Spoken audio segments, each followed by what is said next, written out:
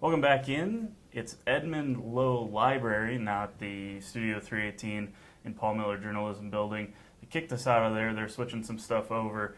Joined by Big Chief Reed Spencer today instead of Chris. Chris back in Minnesota. I'm King. He's not CJ.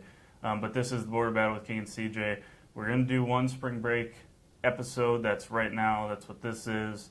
And we'll get to take the rest of the week off. Hopefully get this one out later today. It's Wednesday before NIT quarterfinal, regional final, if you will, head to the Final Four, which would be in Madison Square Garden in Brooklyn.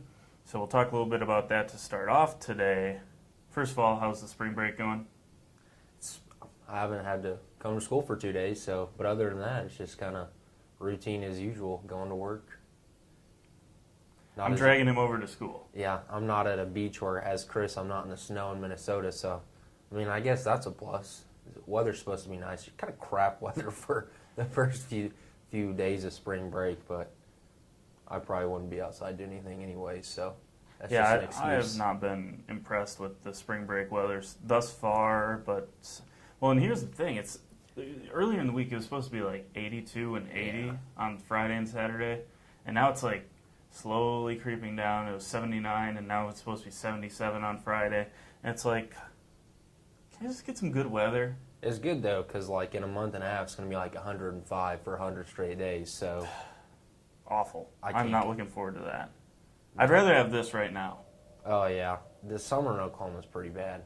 Yeah, so we'll see if I'll still be around in the summer. But anyways, let's talk about this NIT game. So on Monday, they hosted Stanford and beat them.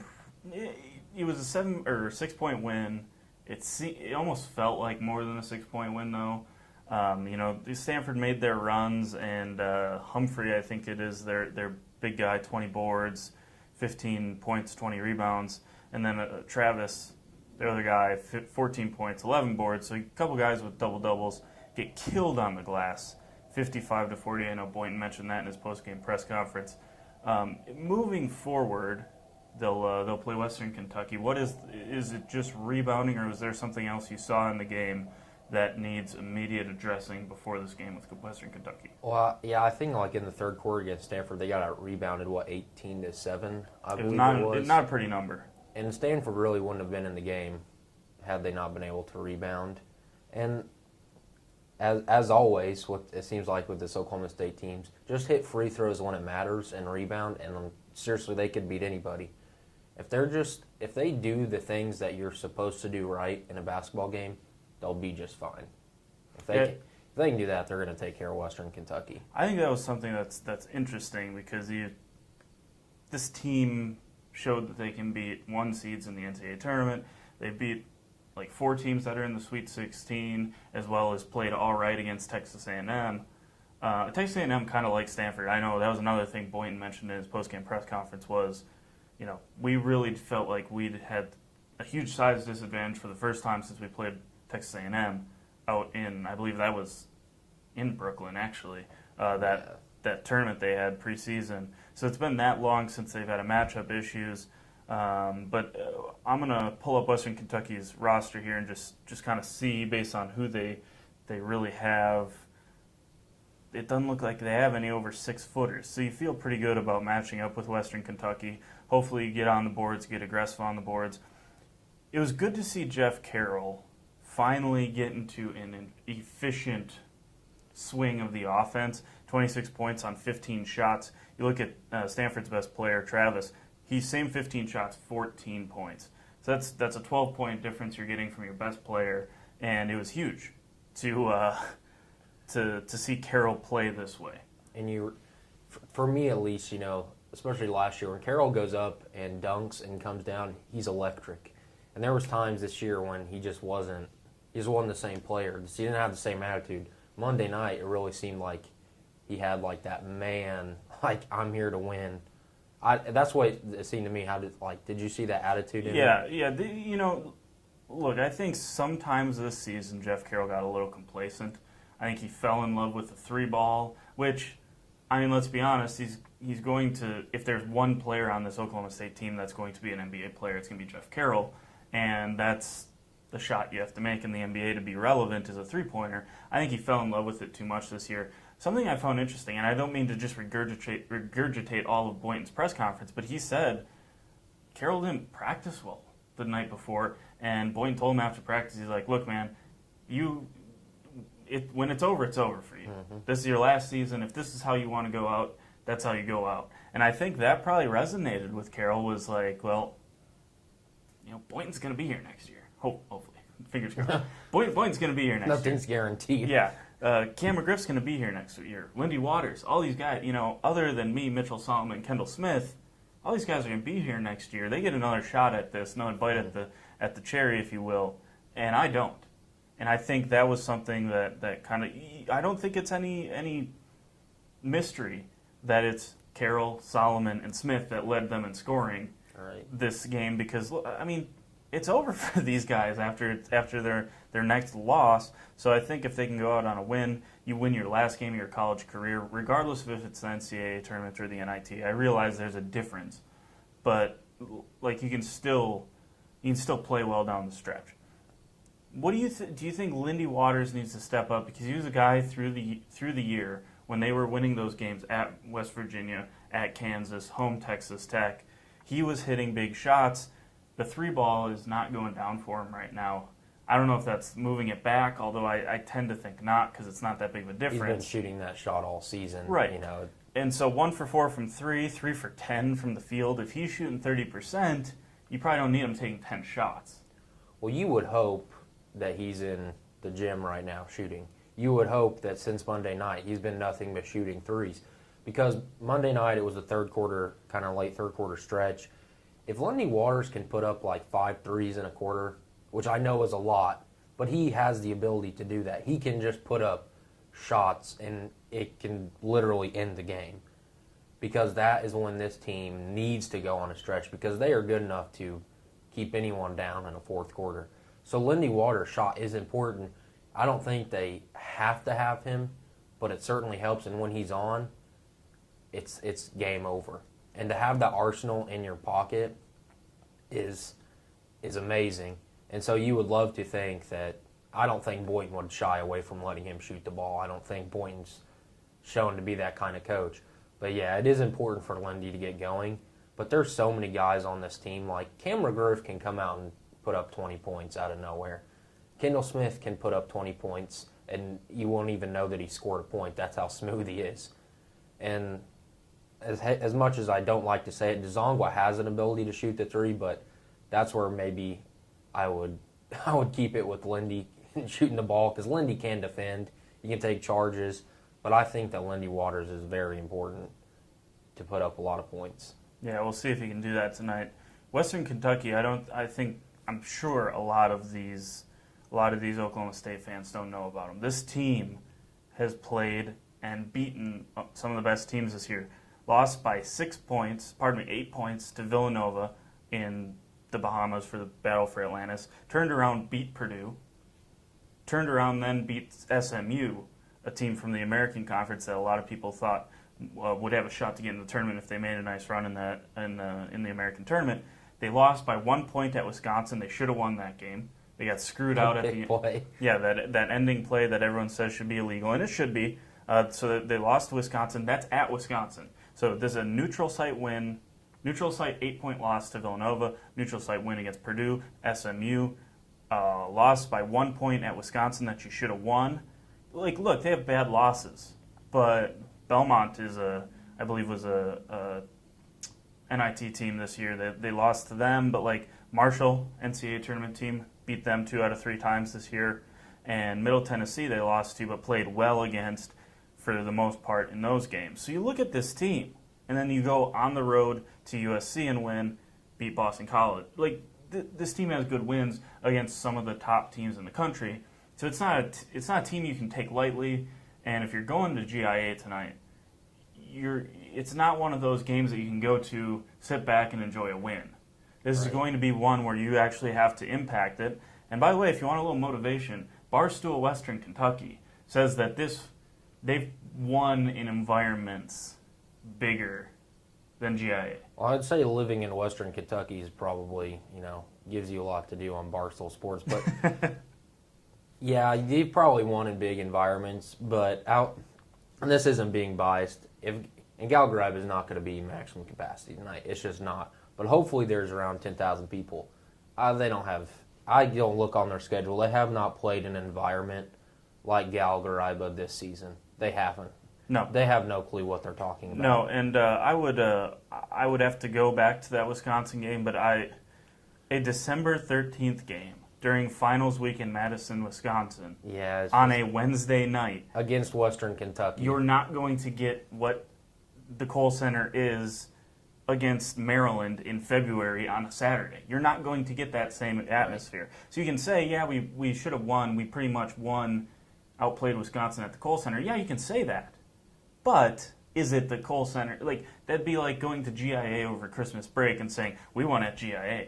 Yeah, have some transparency. Like, it's easy to throw those things out there and have it as trash talk. But if you have any common sense, which whoever runs the Barstool account here at Oklahoma State has common sense, because they're like, no. Yeah.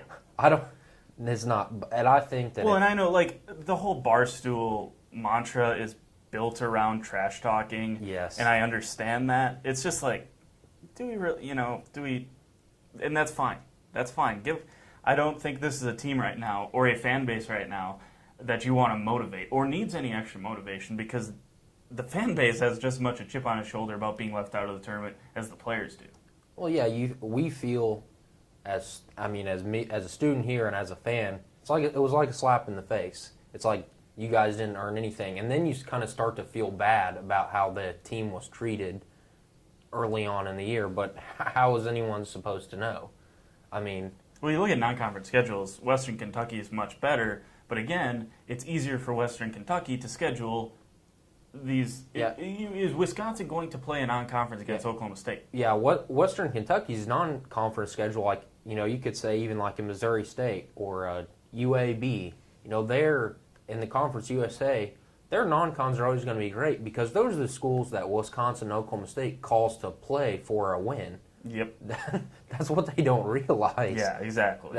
They're the teams that get paid to come play, not vice versa. So those teams are always going to have, a better non-con, SOS, all these little terms that you can throw out that this committee uses. Because they need it. Right, yeah. So it's not...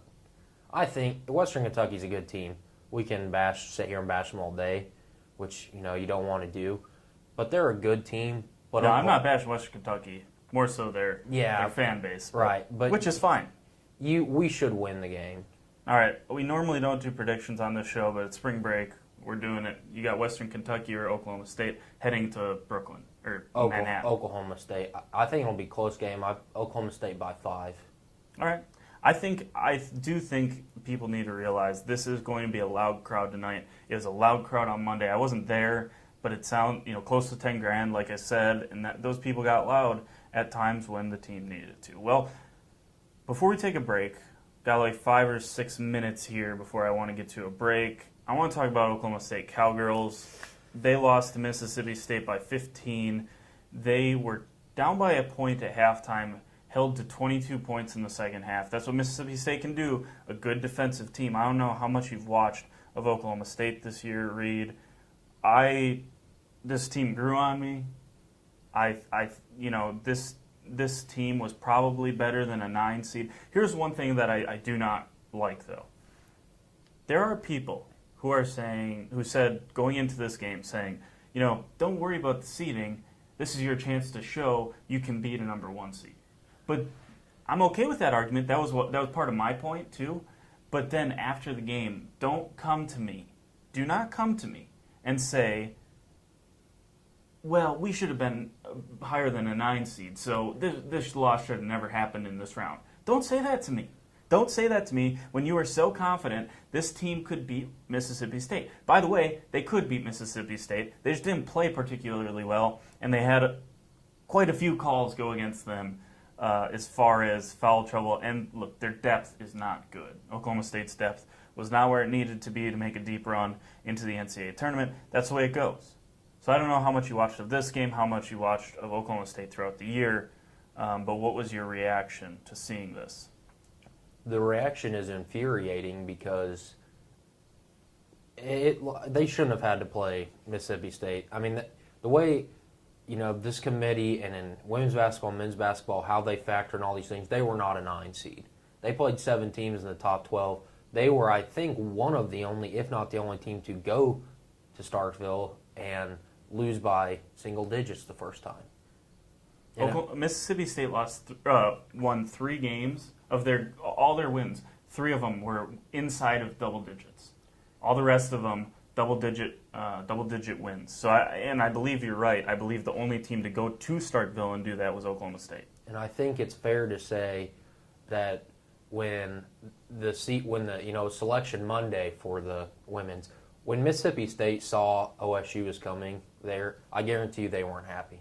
They probably had the same reaction about they're not a 9 seed as we're not a 9 seed. But, like you just said, if you're going to win a national championship or make it to the Elite Eight, or, this game was make the Sweet 16, you have to beat those teams. So that argument is irrelevant. You have to beat good teams to get there. Right, and at the end of the day, if you're not going to make a Final Four, you have to beat a 1 seed. Spoiler alert, in most scenarios, you have to beat a 1 seed or beat a team that beat a 1 seed to get to the Final Four. That's the way it goes. That's each region has a 1 seed. So to get to a Final Four, and is an Elite Eight, how much more of an accomplishment is the Sweet 16 from a round of 32? When you look back in the grand scheme of things on how successful this season was, are you really going to say, well, it wasn't that successful because we didn't get to the Sweet 16? No. I don't know if that makes a big difference. No, especially on the slot, the little, whatever problems you want to say they had in, kind of late January, February. They had, they weren't winning the games that they should have won. I mean, they got absolutely annihilated a couple times. The 3 straight losses to Baylor, Texas, and KU. But I was just about to say, if you don't want to be a 9 seed, go to Kansas and beat Kansas. Beat Iowa State at home. I understand Iowa State is a streaky team. They're hot on the road or at home. They can get hot and make a bunch of shots. We saw that going to Iowa State. Iowa State's a team you got to beat at home. And when you go on the road, I was at Gallagher-Iba. I watched this Oklahoma State Cowgirl team hang 92 points on Kansas. And that's a team you lose to later in the year. You almost double them up, and then you lose to them later in the year. And that was like a 2-week difference. That wasn't like they played at the beginning and end of the season. But I think going to Lawrence, absolutely getting annihilated by Baylor and Texas, that was a bad game. Kansas probably knew what they were getting into, and they still only lost by 7 points.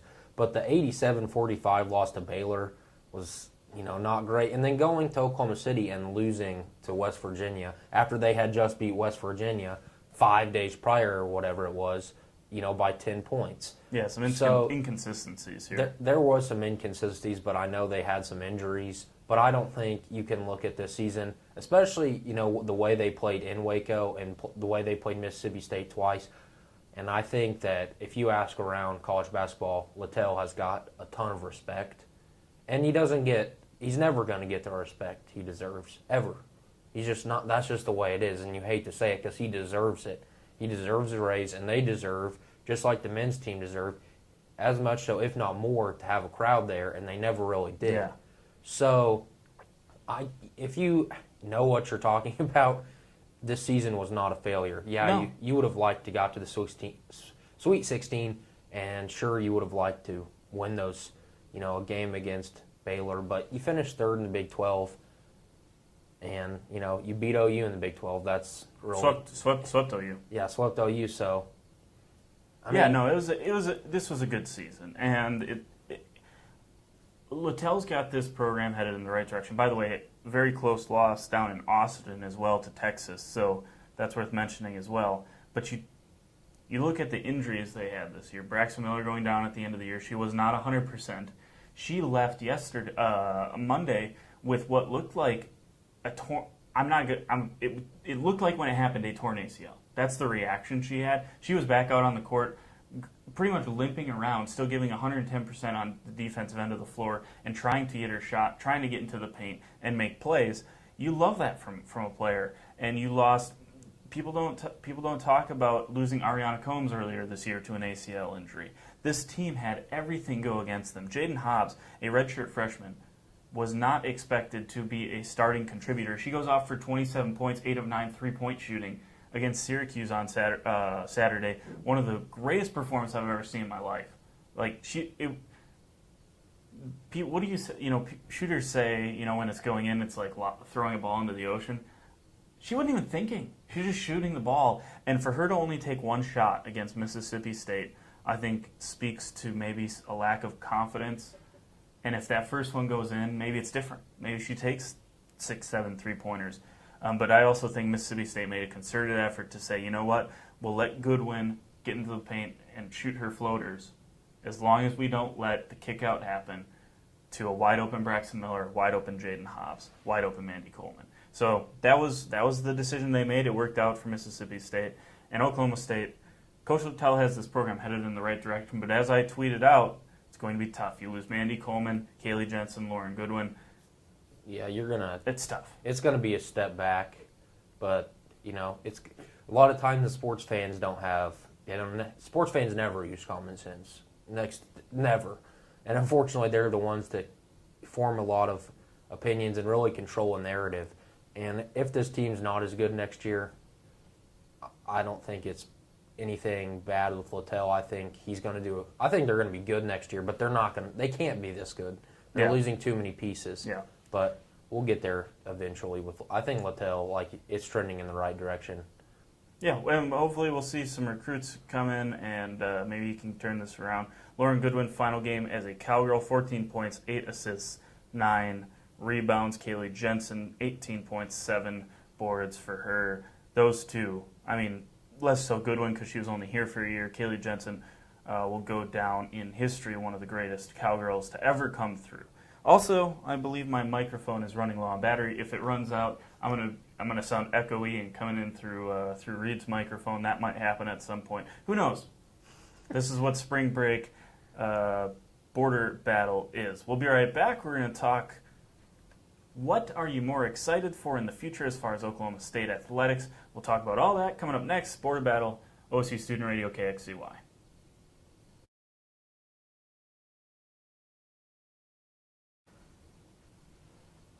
Welcome back in.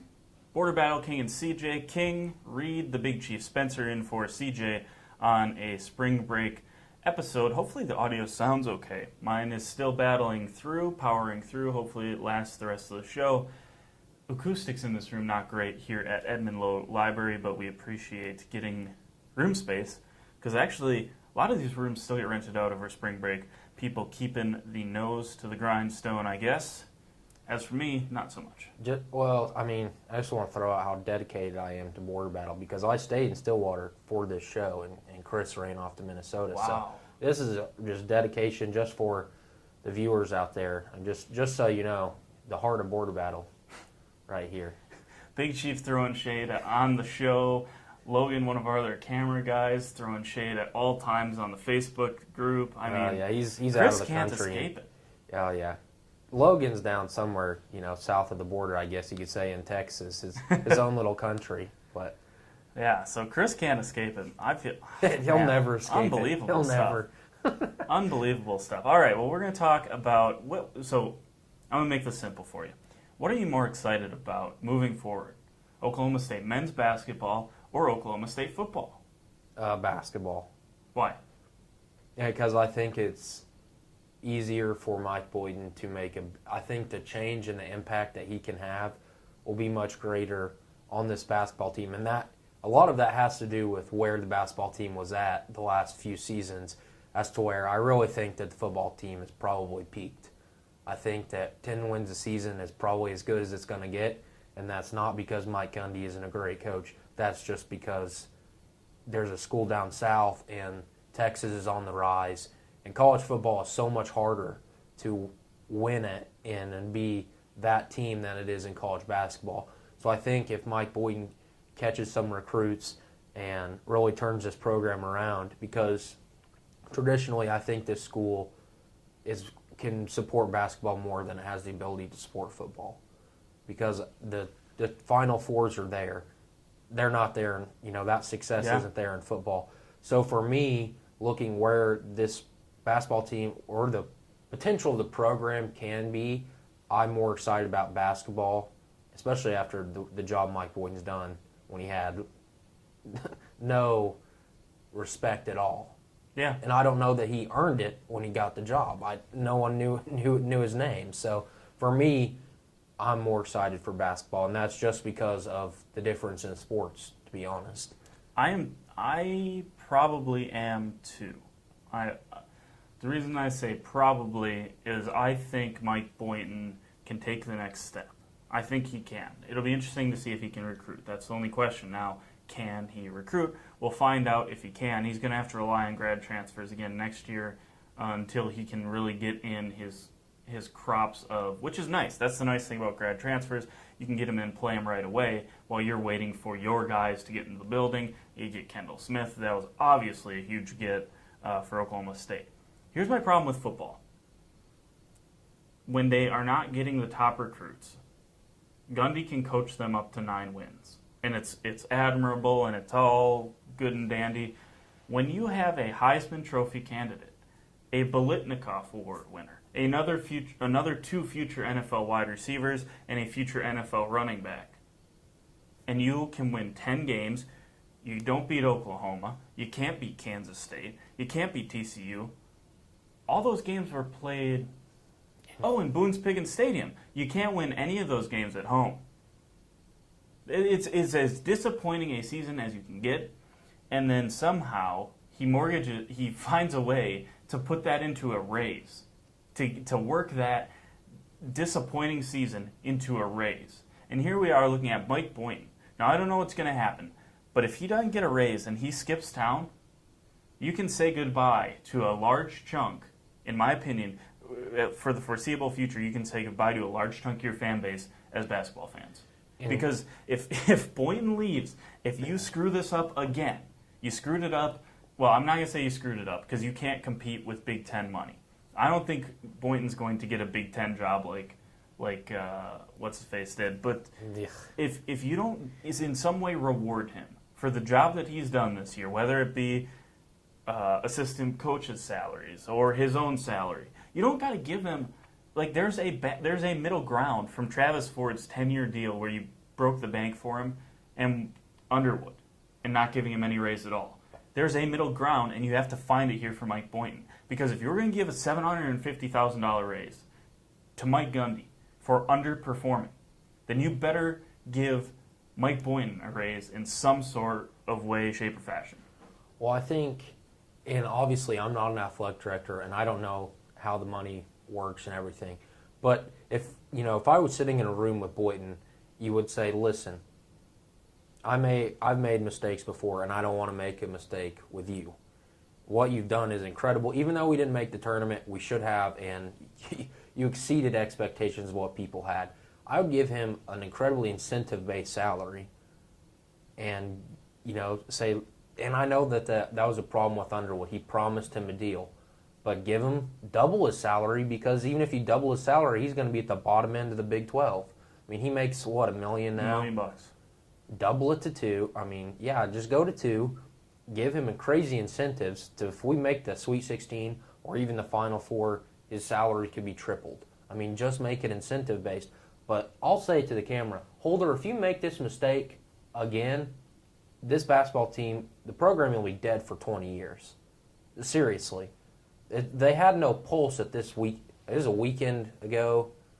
year ago this weekend, or last weekend, that Underwood up and left. This team and program will not have a pulse if you let Mike Boynton leave. Yeah, you got lucky with the Underwood hire that he can take you to the NCAA tournament when you weren't expected to go, and if Underwood's lucky, I don't know where you pulled this horseshoe out of, to get Mike Boynton and get him to work out and have him want to build a culture and seem like he loves it here in Stillwater. Now you can say that Underwood seemed like he loved it here too. $3 million is a lot of money, and that speaks to some people. I get that, but here's the thing. Every coach you hire is not going to be successful. No. That's the way it works. That's why you keep Mike Gundy around. That's why you're giving him raises every offseason when he goes and talks to another program. That's why you're giving, because not every hire works out. So you got to, at some point, keep your hires around. I'm okay with incentivized contracts, and I think Boynton would be okay with that too. My worry is does Boynton look at that and say, okay, I proved it, I proved it, I proved it. Now you want me to keep proving it? And I understand, I think that works well for Boynton because I think that's the personality he has, is that he wants to prove it. Well, yeah, you give him that raise that he deserves, which $2 million, I think, is a. I don't even think you have to go that high. Normally you say, we're going to raise you 50% of your salary. If you do that to Gundy, that's giving him a $3 million raise. If you do that to Mike Boynton, it's $500,000. Yeah, I would give him $2 million because I really think he deserves it. I know, and that's a $1 million raise. Yeah. But even then, that's not a ton of money for the Big 12. I would give him the $2 million and then go incentive from there, and do your best to we believe in you, but you still have to prove it. Yeah. He still does have to prove it because Holder's made two big mistakes, and the reason I think he made the mistake with Underwood is because he made the mistake with Travis Ford. Yeah, he gave Ford the, house money and 10-year deal, which was an awful deal because Ford hadn't proved anything at the time, and Underwood had really revitalized the program in 1 year, went to the tournament, and could have beat Michigan, and he left. So now Holder doesn't know where to go. Just be smart about it, be in the middle ground, give the man what he deserves, and then go incentive-based. And I'm okay with that. You can't just say, you had 1 year where you were expected to come last, and you potentially, you go to the NIT, and it looks like you have a chance to get to Manhattan. I understand that you don't, say, give him a bunch of money, but there is a fine line that you have to walk here, and, if he is not offered a raise, if he's not offered one, and he skips town for more money, I'm not going to blame Boynton. It's not going to happen. I'm not going to be. Now, I blame Underwood a little bit because it sounds like there was maybe an offer on the table to give him more money. You can't compete with the Big Ten in terms of salary and revenue because of the Big Ten network and the whole media fiasco problem that is the Big 12 and the Longhorn Network. That's their own fault. That's the Big 12's fault. You can't get angry at the Big Ten for playing it smart financially and from playing it smart from a media standpoint, and that's why they can offer 3 times as much as however much times as much you were willing to offer Brad Underwood for a bad Illinois team that continues to lose under his watch. Right, and I think he's got. I think turning around Illinois was harder than turning around, and I think recruiting to Illinois is easier because you're in Chicago, basically.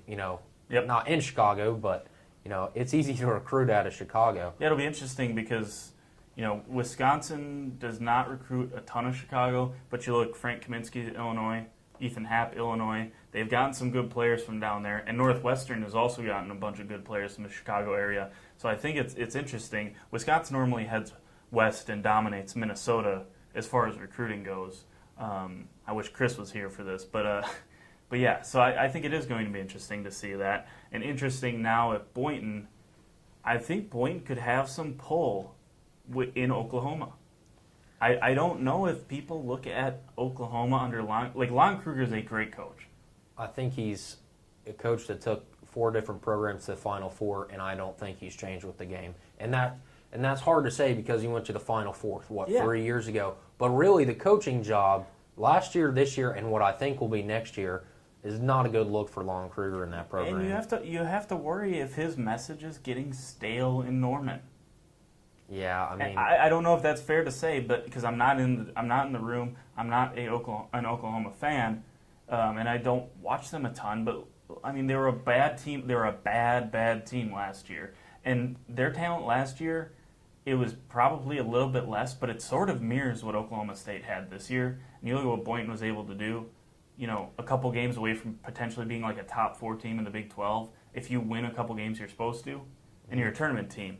So I do think, as far as his presence on social media, the way he does it, the way he runs a program, the culture he's trying to build, I think Boynton's going to have some pull as far as recruiting goes. Now, if Gundy can still have some pull, I think they got Spencer Sanders, a good quarterback coming in. But again, these top level 4 or 5 star recruits from Texas are going to stop coming here. Texas is back on the upswing. Houston's a good school. SMU's a good school down there. Texas A&M's a good school down there. We haven't even talked about Texas Tech. Like, there are schools down there that you're going to have to compete against to get that. That's why I'm more excited about basketball moving forward. And with the recruiting thing in Texas is unfortunately, yeah, they're going to start going to those Texas schools, but we're not the only school that puts our hand in the pockets of Texas. Oh, yeah. Alabama. Every D1 school goes to Texas, and there's a lot of players there. But what he's kind of thrived on is finding Mason Rudolph out of Rock Hill, South Carolina. His only other offer, I think, was LSU. And, James Washington, who played at a tiny school in West Texas. Yeah, those guys are great, and yeah, he can turn them into that. But if he wants to, if they want to beat OU consistently, they're going to have 5-star guys. Because Mike Gundy has never played OU. He's never played Texas with a better roster. And he probably never will. And I don't think that's a slight to Mike Gundy necessarily. I think it's hard to get those guys out of the Blue Bloods. It's hard. But where the potential of recruiting in basketball, I think that Boynton's got, I think he could actually, and I know it's crazy to say, Mike Boynton has a lot better chance to win a national championship than Mike Gundy does. Probably. And that's just the difference in the sport. And that doesn't mean I don't love Mike Gundy. I think Mike Gundy does an exceptional job. But with the game that basketball is, if you can sneak in the tournament and win 5 games or 6 games, you got a national championship. In football, you can only lose once, win a conference championship game, and then win 2 more games against the best competition. Right, well, it's worth mentioning you can be a bad regular season team and get into the tournament, make a run at the end and get into the tournament in basketball and win it. You look at, there's been 8 seeds that have won it. I believe UConn was an 8 seed a couple years ago when they beat Kentucky in the championship game. I was down there, I watched that game. That was just a hot team. Shabazz Napier and Ryan Boatwright led that team and won a national title. They should not have. Nope. That team should not have won a national title. So I think that's all interesting to consider. We're going to take a break, talk a little bit more on the other side. You're listening to the Border Battle OSU Student Radio KXCY.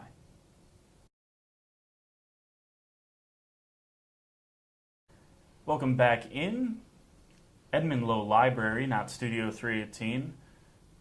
YouTube Live, Border Battle on Demand, Facebook.com/Border Battle Show. We are not live on KXCY, not live on Sunlink Channel 112, not live at all. This will be going up after the fact. A little post-production actually required this time. Looking forward to doing that. Just editing. I got in here yesterday, got most of the graphics done. They aren't going to look the same because all of the fonts and colors and everything that I use is on my computer in JB. We can't get in there till tomorrow, and I'll probably be back in Tulsa by then. So, got my family coming down. I'm excited about that. Just doing our best. Yeah. We wanted to put out some content this week, especially because of the NCAA tournament. That's what we're going to talk about right now. Read your top game that was not UMBC. Can't use that one. I can't use UMBC. No. That's cheating. Yeah, I mean that using game, a 16 over a 1. Now, let me say this. That was awesome. That was that was awesome. That was incredible. Incredible. And that Lyles kid, Mora, I believe his name was, those guys were incredibly good. And if you look, all they had to do was not shoot lights out. Like, they shot lights out. Normally, a 1 seed doesn't have to play a great game to beat a 16. Virginia had to play a great game to beat them. It wasn't like Virginia did play bad. They played awful. That's why they got blown out. But it's not like them playing bad was the reason UMBC won that game. UMBC won the game. Virginia didn't lose it. I think that's something to think about in this whole thing. And by the way, I thought UMBC got some 16 seed calls against Kansas State. As in, they kind of got shafted a couple times against Kansas State. Kansas State. In all seriousness, there were fouls in that game that were astonishing. It was astonishing that they weren't called. Kansas State, and I mean, they beat UMBC by 7 points, and UMBC didn't score for like 6 minutes. Yeah. I mean, UMBC was in that game, but I think my favorite stat or fact about UMBC is if you look at their schedule that they played this year and the losses that they lost to Albany like 80-30 or something like that. Yeah, I mean, they have some huge losses. I mean, 81-53. I mean, it's just they got smoked a couple times. They hadn't beat Vermont in 25 attempts. They lost 25 straight to Vermont, win at the buzzer, and then become the first 16 seed to ever beat a 1 seed. And they didn't just win at the buzzer like they did against Vermont. They smoked them. Annihilated Virginia. Annihilated them. I mean, it was a fun game to watch. But outside of that, the upsets in this tournament really have been beatdowns, honestly. Yeah. But, both of Loyola Chicago games were incredible. But I think the game that I had most fun watching was probably Michigan and Houston because of the end. And that tore my heart out, man. That tore my heart out. My guy, Rob Gray, I was hyping him up. I was ready to watch him take his team to the Elite Eight. I thought that's where they were going to go. I did not feel confident sending North Carolina to the Sweet 16. I picked Providence to beat them. They get smoked by Texas A&M. And I was like, this is all perfect. This would have all been perfect for my Houston pick to go to the Elite Eight. So I think you're right there. And obviously, I don't mind watching Michigan lose. That's not some bad thing for me. I enjoy watching Michigan go home, but I think they're going to have an interesting game with Texas A&M because I think now you got Mo Wagner going to be pulling those bigs from Texas A&M that UNC struggled with offensively. He's going to pull them away from the hoop. So I wonder how that dynamic's going to be. But as far as that Houston-Michigan game, what an incredible game. And he was fouled on the 3-point shot. Poole? Yeah. You thought? Yeah. I the disagree. leg. I thought he was definitely fouled. This is why I'm pissed off that it went in. He was not trying to make the shot. He was trying to get fouled. That is the most dishonest play in the history of basketball, is kicking your legs out. It should be an offensive foul. Well, just pissed me off. If man. Michigan had lost this game, I would have one Final Four team left with Purdue, and their best player has a shattered elbow. Yeah. So there might be a fight in this room had Michigan lost, and you were saying that wasn't a foul. It wasn't a foul. It was definitely a foul. If there's any foul called there, it's offensive foul. You can't kick your legs out. It's a new rule. They've been stressing it. He did make that exact shot, though, in high school. Yes, he did.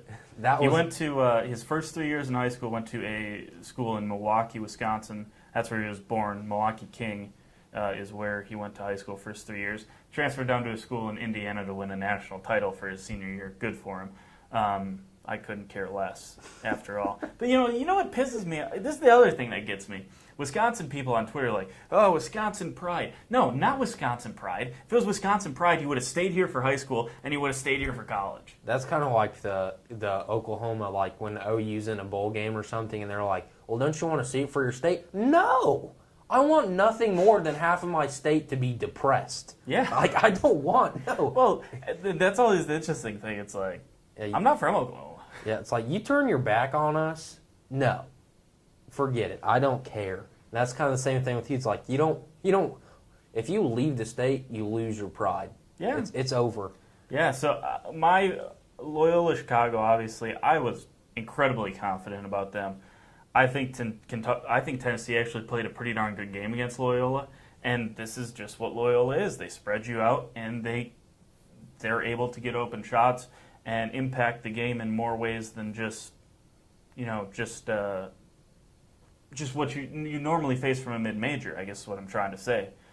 And Tennessee, I think, had way too many flaws, and I did not think they were a team that I would see in the Sweet 16. So I'm happy about that. The pick I'm most embarrassed about, I tweeted out, was Auburn. Oh my gosh! I really liked Auburn, and they got the brakes beat off of them, and they made it closer in the last couple minutes than it was. They were in the second half. They had 20 points. I didn't watch the first half Oh because it was one. That was when you were watching two games at once, and you would watch a second half, and then a second half. Is what I was doing, and like I'm watching it. They have the score in the corner. It's like, nah, that's not real. And then you turn it on. It's like, yeah. How is a Bruce Pearl Auburn team who's been competitive all season getting the brakes beat off of them? I mean, those games should not be happening between a 5 and a 4 seed, especially when I don't think Clemson's good, but Clemson isn't that good. I did have Clemson in the Sweet 16 though, so that does excite me a little bit. I don't think that they can compete with Kansas. I just now I think with Izzo making, and Self, if they get to this point in the tournament and they don't lose in the first weekend, watch out.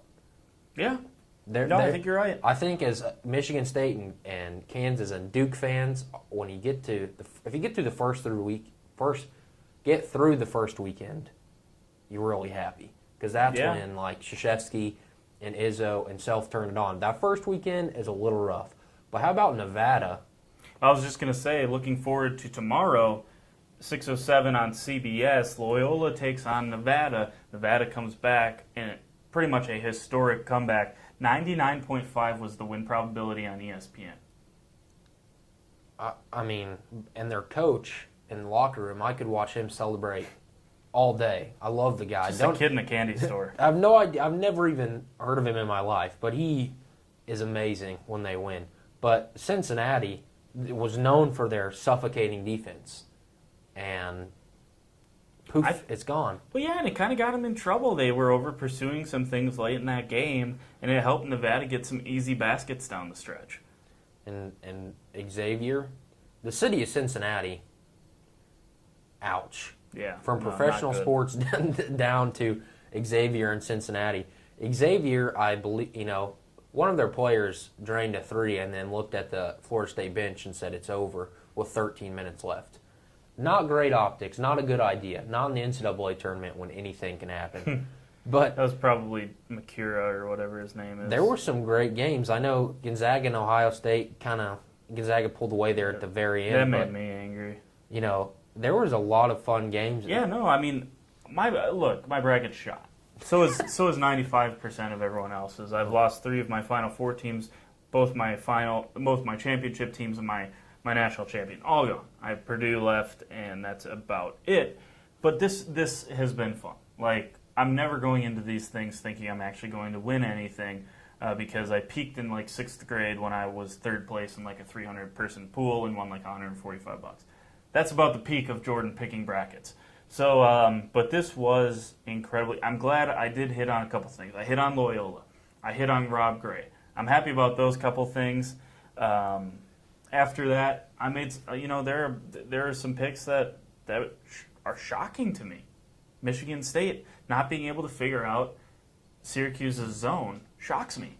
It really does. I don't think Syracuse's zone is like, yes, is it difficult to figure out? Yeah, no doubt. Is it something that like you should really struggle against when you have the athletes that Michigan State does? Not with Bridges. I don't think so. And not with Tom Izzo as their coach. They looked like a YMCA team thrown in against the zone. They had no clue what they were doing. And they did get some shots, but the shots weren't even close. It was so frustrating to watch Michigan State against the zone. I'm sure if you're a Syracuse fan, you loved it. But if Duke puts up 60 points, they're going to beat Syracuse. I think it'll be interesting because I think Boeheim could, if you get Grayson Allen and some of these Duke players to fall in love with the 3-ball and it's not falling, frustration. Anything can happen. So I think Friday will be an interesting game between those two. We kind of talked about Loyola and Nevada, kind of what they bring to the table. We won't make picks on any of this stuff. I'm going to say this. I think Loyola wins that game. We talked a little bit about the matchup between Texas A&M and Michigan, kind of that push and pull with those two teams. Kansas State, Kentucky. Do you give Kansas State any chance here? Because I think this is a sneaky sneaky play for a Bruce Weber team playing good defense.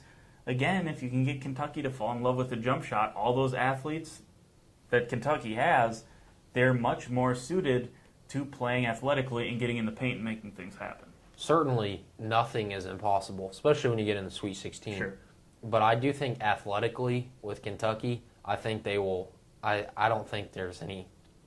The matchups do not favor well for Kansas State because Kentucky's going to fly. They just fly everywhere. Right. Especially, in that game against Buffalo, I believe it was. It was close there for a while, and then they just couldn't handle Kentucky under the basket.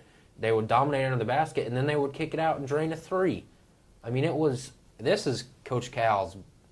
They were not even supposed to make the tournament, and halfway through the season, this was his worst team ever, quote unquote, and now he's in the Sweet 16, and I think it was what's his name, Diallo. Yeah. I mean, look, at this point, the highest seed they're going to have to play is a 7-seed Nevada to get to the Final Four. So, yeah. By Saturday, we could see another Kentucky team heading to the Final Four. What kind of mood was Coach Cal in watching the first weekend of the tournament? If he wins, Arizona, Virginia, they're the top seed left, and they're a 5 seed.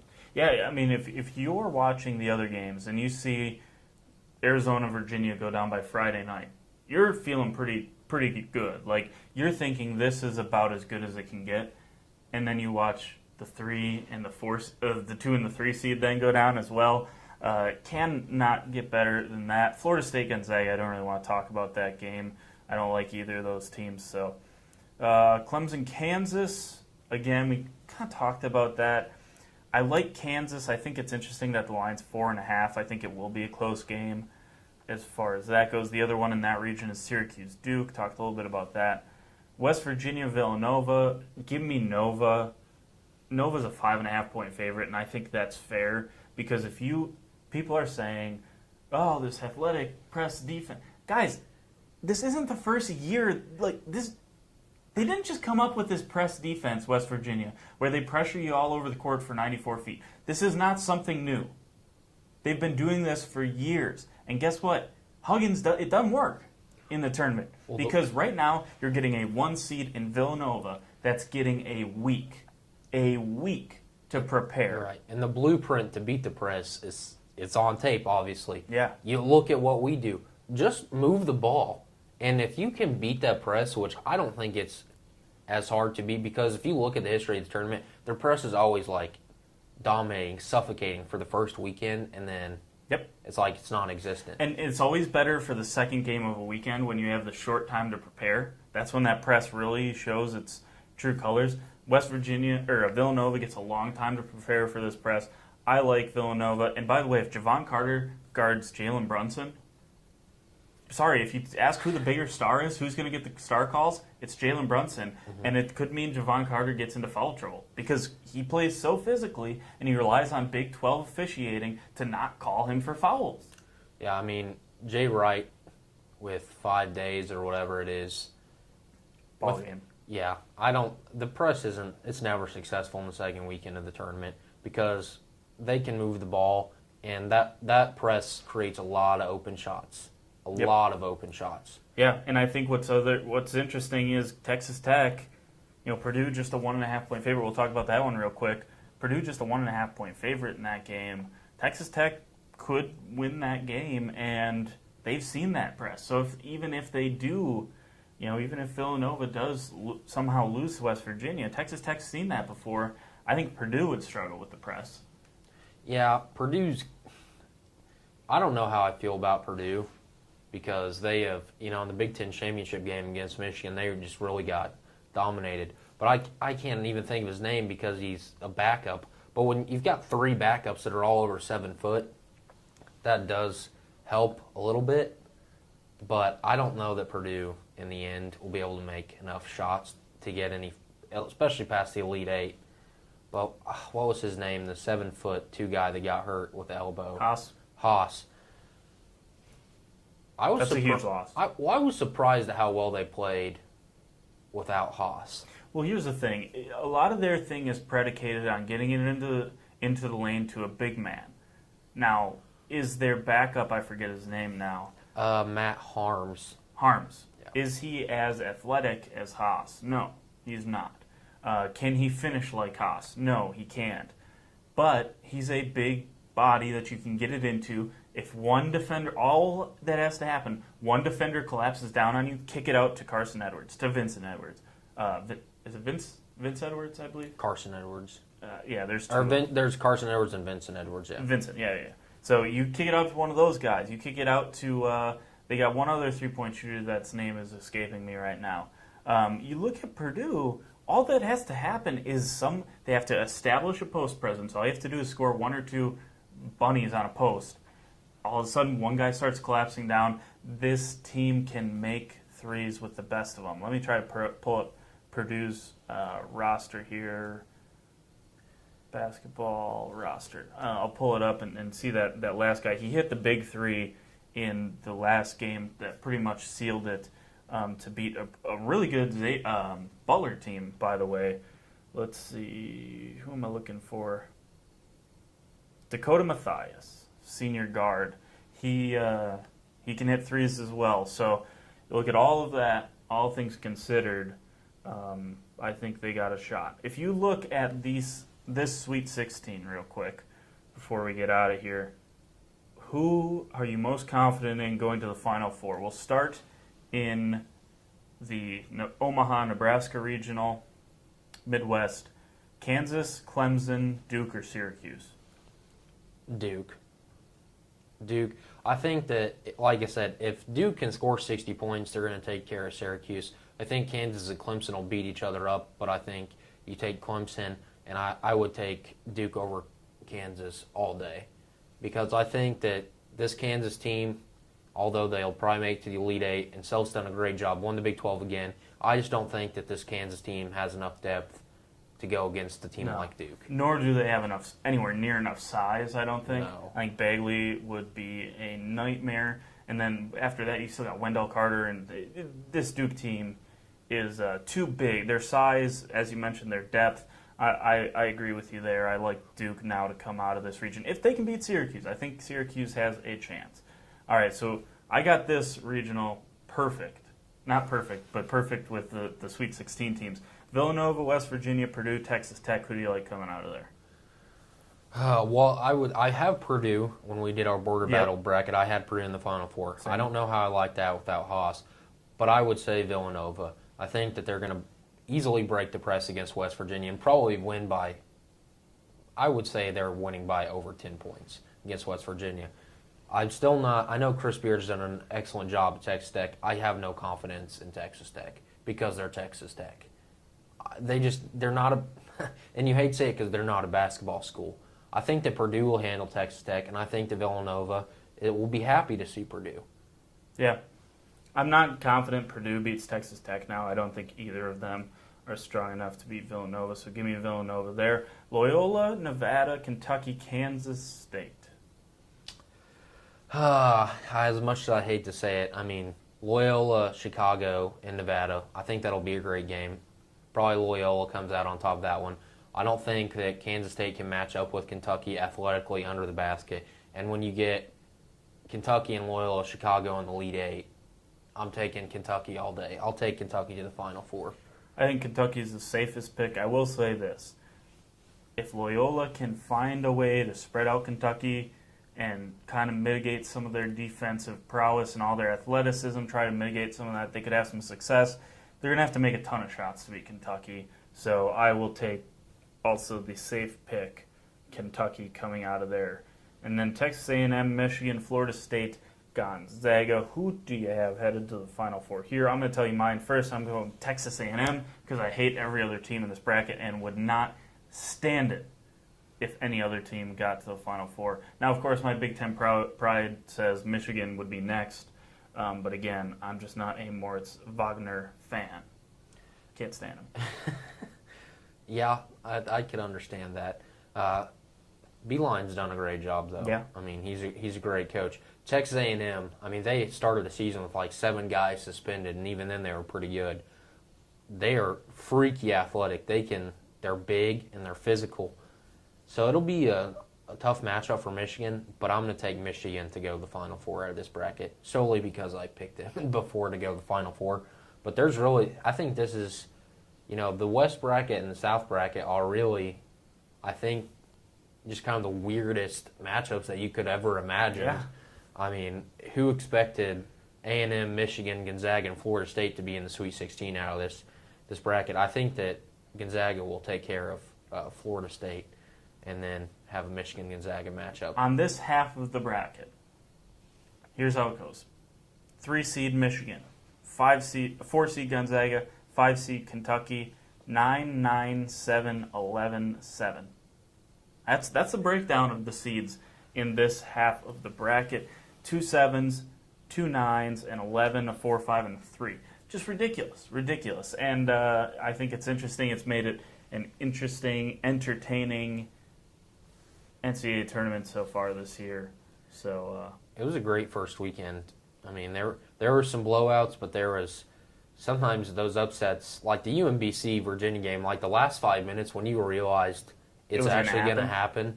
It was just watching the joy of those 5 minutes. And the crying kids were great this weekend, by the way. I mean, I can't remember what this is. The kid from I think it was Cincinnati. He looked like he was going to throw up. He was crying so hard. And you hate it because they're on the internet forever.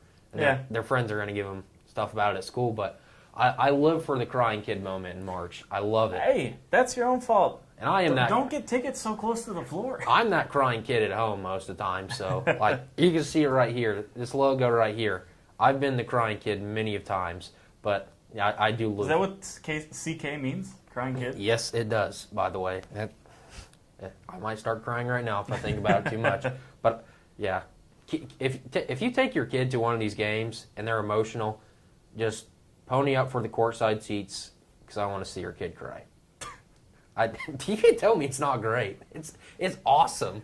Yeah, no, it's they're the shots that obviously every person is every producer and technical director in America is looking to get.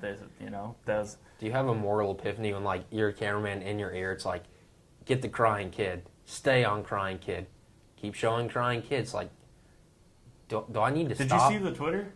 No. There was a tweet out there. It was it was like a message thing. It was like, producer or director, get that crying kid. And the cameraman's like, all right, got him. Director's like, stay on him. And the cameraman's like, but sir, he's like, do not cut away from the crying kid. And it was like, that's honestly the conversation that's going on right now in ears across America. So I think that's kind of interesting. But overall, an awesome game. Let me ask you this. What are you watching this weekend? Give me two sporting events that you're watching that's not Oklahoma State basketball. That I'm watching this weekend will obviously be... You can't say NCAA tournament as a whole. I need a game. Specific game. Kentucky K-State. Okay. Kentucky K-State and Loyola Chicago, Nevada. Just because of that matchup that I really never saw coming. Even though I had both of them winning their first two games, I didn't think that they would get past Cincinnati or Tennessee. So, just the comeback, the way Loyola Chicago has won and the comebacks that Nevada's had, and just kind of the personalities. Was it Sister Jean, I think, that Sister Loyola, Jean. She's an international sensation, Absolutely. as she says. And just the coach from Nevada, those two clashing personalities is a game I'm excited to watch. And obviously Michigan, Texas A&M, I know that's a third game, but that'll be a fun matchup. The right side of the bracket, I'm really not. There's not a game there that I'm dying to see because I think that on the right side of the bracket, I know who's going to win those games. And I could be dead wrong, but what games are you looking forward to? I am also going to be obviously intently watching my Loyola Chicago Ramblers. I don't know why I call them my. They're not really my. I also am going to be watching FC Dallas Portland Timbers this weekend. I believe that is on Saturday. There's also got to be a Premier League game this weekend, huh? No, there's not. No Premier League games this weekend, unfortunately. FA Cup ruling. But, yeah, I'm going, or international break probably. I'm going to be watching some MLS this weekend. It's been an awful start to the season for the Portland Timbers. 2 games, 2 losses. I think that kind of interesting. Orlando City SC, another team that is interesting or fun for me to watch. Former Wisconsin Badger first-round draft pick Chris Mueller playing a lot for them. So far, started, I believe, both games, or 2 of the 3 games for Orlando City so far. So those are the 2 things I'm watching. We hope you enjoy your weekend. We hope if you're a student keeping up with us, we appreciate it. Hope you enjoy the rest of your spring break. Chris, if you end up watching this, sorry your Big Chief decided to throw so much shade at you this week, but hey, you got the better football team at this point, so that's the way it goes. Big Chief, thanks for joining me. Thank you. If Chris doesn't make it back from the snow, I'll be here next Monday. I'll be behind the camera probably, but I'll be in helping with Border Battle. There we go. We're excited to be back. Be back full-time Monday, Wednesday, Friday for the rest of the semester through, I believe, May 11th or 10th or whatever that date is. Monday, Wednesday, Friday, 11 to noon, suddenly Channel 112, YouTube Live, Border Battle On Demand. That's where you're watching this. Facebook.com/Border Battle Show, OSU Student Radio, KXCY. If you're wondering where to find that, not on a radio dial, listen to the number 2, OKState.com. That's where you can find that. Heck, if you go on Fridays afternoon, you can also listen to Against the Spread with Big Chief and Logan Mosher, another guy that helps out with Border Battle, and probably going to be taking over the show. Yeah, it's where we just kind of take exactly what Border Battle did on Friday and then put our own little twist on it. Tell us how stupid our opinions were. Yeah, if Chris has no idea what he's talking about, here's how he was wrong. That's against the spread right there. So we would Do you appreciate. guys talk sports betting on that? No, that's if So you it's kind if of you a misleading. It's yeah. kind of a misleading. Yeah, if you looked at against the spread, you'd probably be looking to, if you're going to Vegas this weekend, like, listen to against the spread. Don't. We have never talked betting, not once. But it's a good name. That's all right. It works. It's a sporting name. Hopefully, you guys continue success on that. But we're going to get out of here. We're going to go enjoy the rest of our spring break. So what's left of them. Been listening to the Border Battle with King and Big Chief Reed. Spencer in for CJ today. Thank you so much. Border Battle, OSU Student Radio, KXZY.